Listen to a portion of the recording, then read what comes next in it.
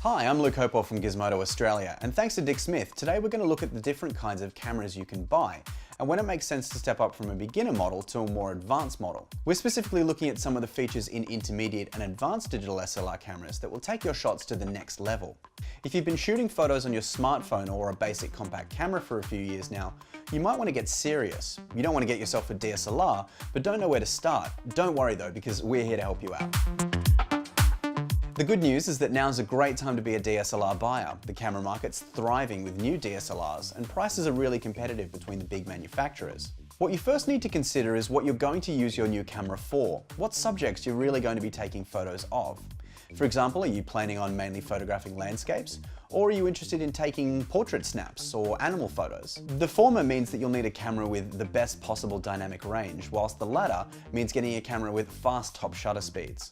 Have a think about what you want to use your camera for, and then set a budget before you start shopping. Those are the two most important factors in choosing a new camera. Also consider if you want an entry-level DSLR for starting out, or if you're confident enough in something more advanced that you can grow into over time. If you're looking at just a basic camera, one of these two might serve you well. Take the Canon 700D for example.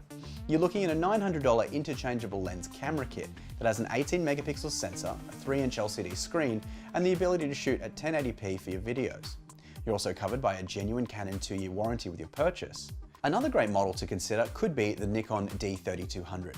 It features a slightly more detailed sensor over the 700D, boasting 24 megapixels, while it has an equally good 3-inch LCD touchscreen and 1080p movie mode, and at $998 for the twin lens kit, it's a bargain. Both of these cameras are great if you're coming from a compact or phone camera and want to get more serious with your images, but you can go bigger and better for those more advanced shots for only a slightly higher price. Larger, more expensive SLR cameras come in the form of Canon's EOS 70D, as well as Nikon's D7100.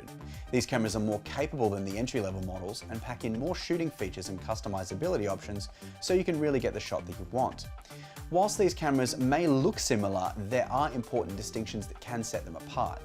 First of all, the camera's sensor is important when considering overall image quality. Ultimately, these DSLR cameras are all attempting to replicate the size of original 35mm film.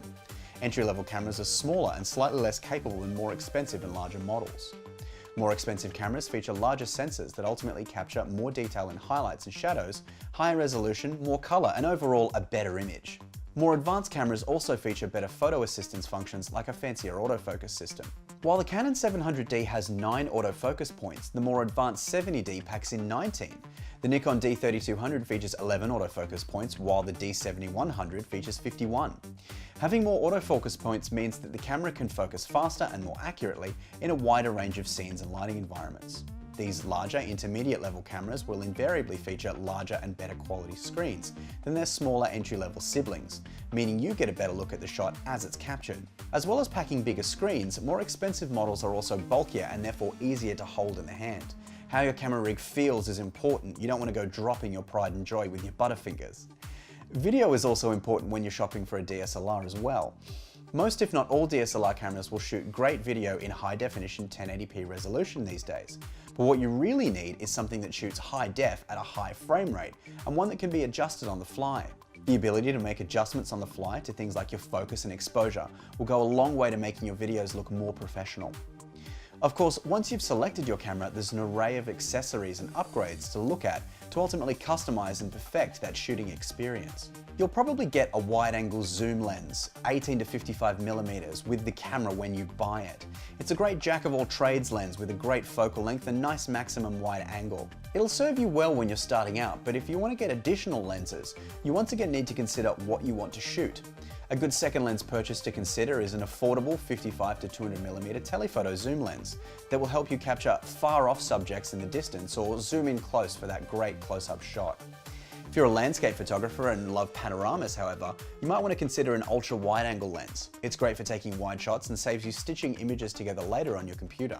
Other great accessories you might want to pick up could include a sturdy camera bag, a microphone for better sound on those videos, and a tripod or monopod to keep your shots steady and sharp when captured. With a fit-for-purpose camera in your bag and glass that's up to the task, you'll be sure you can capture great shots every time you fire the shutter.